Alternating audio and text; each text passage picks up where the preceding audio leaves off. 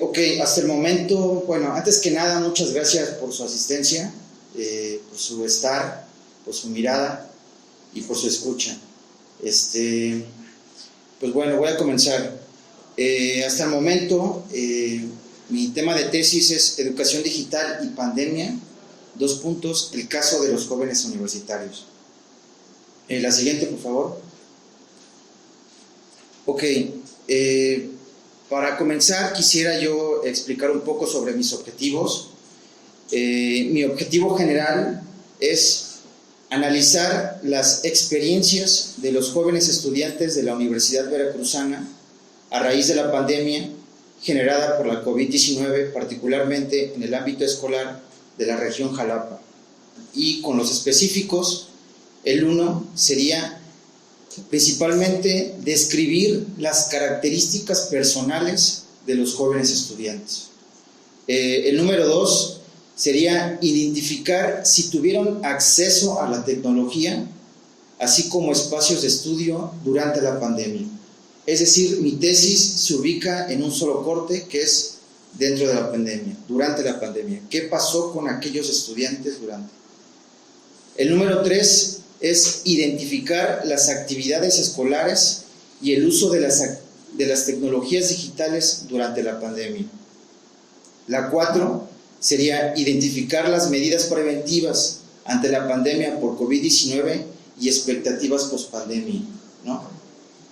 El 5 sería identificar los tipos de recursos digitales que utilizaron, así como la comunicación que mantuvieron con sus profesores y si se lograron los objetivos de enseñanza-aprendizaje en las experiencias educativas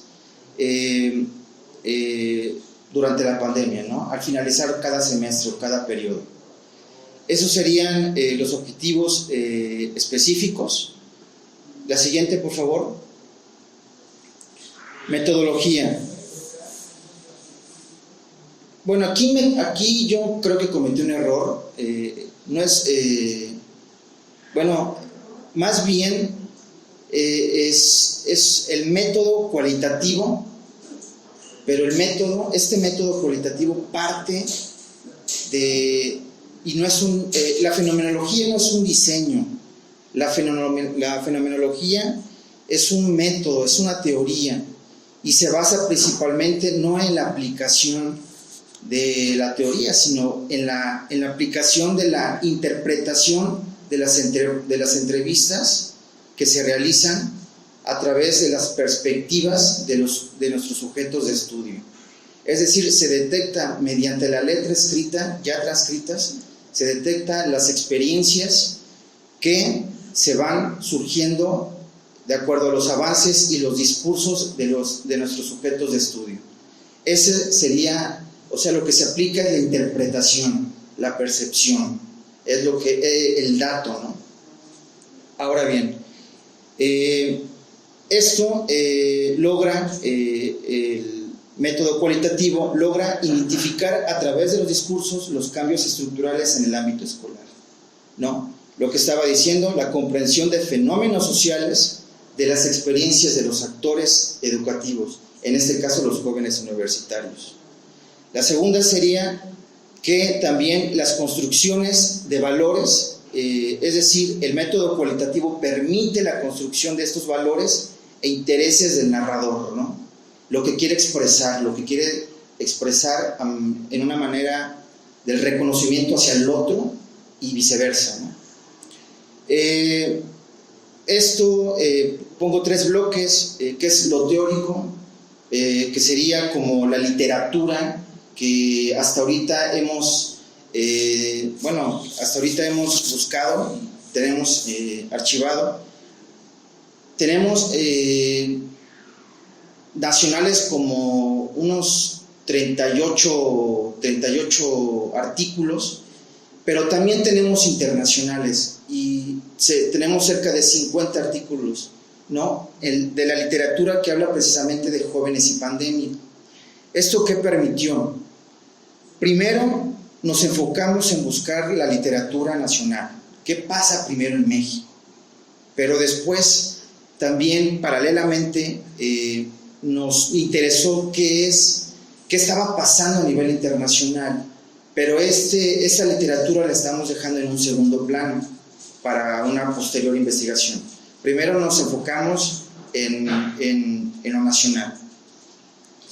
Y esto es en el sentido teórico, ¿no? Porque son mis fundamentos teóricos. El empírico, que sería como el campo de trabajo, como la aplicación, y pues bueno, el análisis y la validación sería el final. La técnica de recolección de información es la entrevista semiestructurada. Creemos que una entrevista cara a cara y presencial, creemos que recabamos datos más fidedignos y vemos cara a cara las expresiones, los gestos, los modos, el manejo del cuerpo, de las manos. Eso nos dice mucho que decir, aparte de las transcripciones o de lo que expresa el sujeto de estudio, ¿no? La siguiente, por favor. Categorías y subcategorías del instrumento. Estas categorías no surgen de la nada, surgen principalmente de la literatura, Entonces, vemos que, y pueden surgir otras categorías, hasta ahorita al momento tenemos estas, pero pueden surgir más. En primer lugar tenemos características personales, que involucra como condiciones de vivienda, lugar de residencia actual, cuál es su ámbito familiar de nuestro sujeto de estudio, y también cuáles son las condiciones económicas. La segunda categoría involucra subcategorías como acceso a los dispositivos tecnológicos y el acceso a Internet. La tercera categoría es actividades escolares y el uso de las tecnologías digitales. Involucra subcategorías como dinámica escolar, cómo fue la dinámica durante la pandemia, encerrados, ¿no? Durante el confinamiento, la comunicación entre profesores y alumnos, y las habilidades digitales también. ¿Qué tanto avanzaron en este uso de las habilidades, ¿no? El rendimiento académico, ¿no? Limitantes y obstáculos de aprendizajes de manera virtual. Y la última categoría es las medidas preventivas ante la pandemia por COVID-19 y expectativas post-pandemia. Les preguntamos también sobre si tuvieron cuidados y prevención de la salud, expectativas educativas, qué va a pasar después de la pandemia, ¿no? Y también se les formuló una pregunta sobre qué tipo de apoyo institucional requieren en caso de otra urgencia, ¿no? Otra pandemia, por decirlo así, ¿no? Entonces, estas son las 4 categorías con sus subcategorías. Solo muestro esto de manera general porque el instrumento tiene cerca de 20 a 23 preguntas. 20 a 23 preguntas. Entonces, se les preguntó a los sujetos. Igual ahorita voy a comentar más adelante que también se modificó el instrumento, pero más adelante. La siguiente, por favor. Hubo un pilotaje. Se diseñaron 2 carteles, pero en realidad estos 2 carteles no sirvieron para nada. Solamente se contactaron a 2 estudiantes, que fue un alumno de la licenciatura en lengua francesa de 22 años y un alumno de la licenciatura en filosofía de 20 años. Y también otra alumna de la licenciatura de pedagogía de 24 años. Es decir, cuando publicamos este artículo, no hubo mucha reacción, o sea, no funcionó esa estrategia. Pasamos a la segunda estrategia, que fue mandar un correo a la Coordinación de Asuntos Estudiantiles, que ahorita lo coordina el doctor Homero Ávila. Pero bueno, esta estrategia la aplicamos ya cuando entrevistamos a los 15 estudiantes, pero eso es más adelante. El pilotaje nos sirvió, fue esencial, fue fundamental para consolidar el guión de entrevista, ¿no? Repito, las categorías, las dimensiones fueron extraídas categóricamente de la literatura, y entonces fue así como se fue concretando. Era un instrumento de cerca de 40, 45, y se fueron eliminando a 40, 35, y llegamos al final hasta 20, ¿no? Porque creíamos que era un instrumento demasiado largo, entonces queríamos solamente extraer las preguntas que alineaban o se enfocaban a los objetivos, y principalmente generar los objetivos específicos. Más adelante, por favor. Hasta el momento solamente tenemos 15 estudiantes entrevistados. Todos fueron de manera presencial. Habíamos pensado que iban a ser todas por medio de Zoom, por si seguíamos en pandemia, pero pues bueno, gracias a todo lo de la plan de vacunación, pues ya que está bajando los niveles de infección, de contagio, perdón, pues se permitió hacer las entrevistas de manera presencial. Todas, la mayoría, excepto 2 que fueron por medio de Zoom. De manera general, vemos que los estudiantes oscilan en una edad entre 19 a 25 años. Decidimos en esta primera fase de trabajo de campo entrevistar a 1 o 2 estudiantes por área académica, y son 6 áreas académicas, que entrevistamos a Ciencias de la Salud, Técnica, Artes, Económico Administrativo y Ciencias Biológicas Agropecuarias. Algo muy interesante que detecto aquí es que los estudiantes cumplen su función de acuerdo a su perfil académico.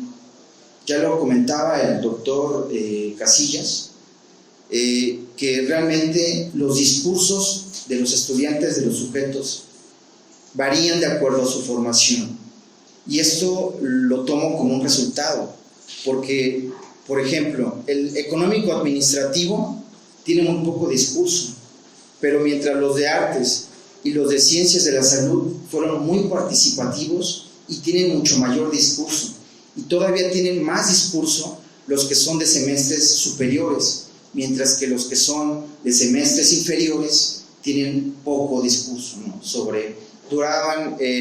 Tiene una duración, bueno, ahorita más adelante voy a mostrar una tabla de la duración de las entrevistas. Entonces, como objetivo también teníamos pensado entrevistar a estudiantes de semestres superiores, pero solamente yo, por decisión propia, también quise ver para contrastar qué pasaba con los estudiantes de los primeros semestres, ¿no? Que solamente fueron 2, que fue de Ciencias Biológicas, que fue Sandra como seudónimo, y fue Matías, de 20 años, que era de Artes, igual de segundo. También, ahora sí, fueron 8 foráneos, y los demás, los restantes, son originarios de aquí de Jalapa. La mayoría son solteros. Hubo diferencias, pero esas las voy a decir más adelante en cuanto a los sujetos de estudio. La siguiente, por favor. La selección de sujetos. ¿Cómo fue? Es decir, ya lo dije antes, se publicó un cartel, no nos sirvió de nada. pero después también se mandó a la coordinación de asuntos estudiantiles esta convocatoria que igual también no tuvo mucho efecto. Y entonces lo que hicimos fue la tercera estrategia, visitar a los campus de las diferentes áreas académicas de la Universidad Veracruzana en la región Jalapa. Igual, todos son... ¿Cómo fue la forma de contacto? Fue personalmente. Y quienes querían, nosotros nos acercábamos, les explicábamos el tipo de investigación, y quienes querían adelante, solamente eran voluntarios. Me di cuenta que hubo mucha apatía en diferentes áreas académicas, como principalmente las de ciencias biológicas, hubo mucha apatía, y también ciencias biológicas y administración. Fueron las áreas académicas que más apatía, que no querían participar. Vi que no querían ser entrevistados. Y esto lo digo porque en realidad los estudiantes no quieren ser investigados. Ese es un grave problema que nos encontramos nosotros como estudiantes, ¿no? en el trabajo de campo. Entonces, se les acercaba y los que querían voluntariamente eran más los de ciencias de la salud, por ejemplo, y los de artes y principalmente humanidades. Humanidades también hubo una mayor participación, y humanidades nos aportó algo muy valioso. Realmente, no lo quiero decir de esta manera, pero realmente nuestra entrevistada, nuestra informante, demostró un llanto casi la mitad de la entrevista, ¿no? Entonces, yo creo que esa parte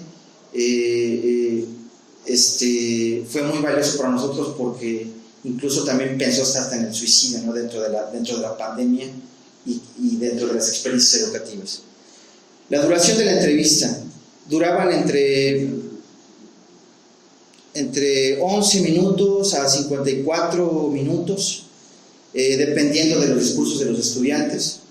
Y pues bueno, esa fue la selección de los sujetos. La siguiente, por favor. Trabajo de campo, como mencionaba, constituye por 3 jornadas. La primera jornada decidimos estar en ciencias de la salud. La segunda jornada fue humanidades y económico administrativo, y la tercera jornada fue ciencias biológicas y agropecuarias. Este es un collage donde en las entrevistas decidimos buscar aulas que estaban más desapartadas de los ruidos, ¿no? Queríamos principalmente detectar lo que expresaban los estudiantes. Hubo muchas complicaciones para conseguir las aulas. Teníamos que meter oficios a los directores académicos para que nos dieran permiso y conseguir un aula, principalmente, casi en la mayoría de los campus. Nos teníamos que identificar también, y con las medidas preventivas también. Entonces, se grabaron, les tomamos foto, no se prohibieron. Yo creo que todos fueron permisivos en la cuestión de que fueran grabados, ¿no? La siguiente, por favor. La transcripción. La transcripción es, hasta ahorita tenemos 10 entrevistas transcritas. Usamos un código simple. El entrevistador está en formato negritas, y el entrevistador está en formato negritas, y el entrevistado está en formato regular, ¿no? Se ocuparon como pausas, risas, silencios, ruidos externos, llantos, puntos suspensivos, etcétera, etcétera, ¿no? Para la transcripción de estas entrevistas. La extensión fueron de 9 a 15 hojas, sí fueron algo extensas, y pues bueno, hasta ahorita creemos que los universitarios todavía tienen mucho que decir. Todavía va a haber una segunda fase en donde queremos entrevistar otros 10 o 15, no, o sea, no podemos todavía definir si son, por ejemplo, 40 o 50, todo depende de la técnica de saturación. La técnica de saturación es, si se vuelve si vemos o identificamos que se está repitiendo la misma información, entonces le paramos, ¿no? Entonces no sabemos si solo van a ser 15, 20, 30, 40, no sabemos todavía. Pero hasta desde mi perspectiva, yo creo que todavía tienen mucho que decir los estudiantes.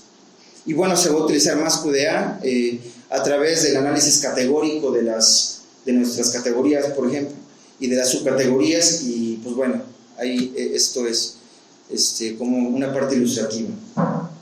La siguiente, por favor.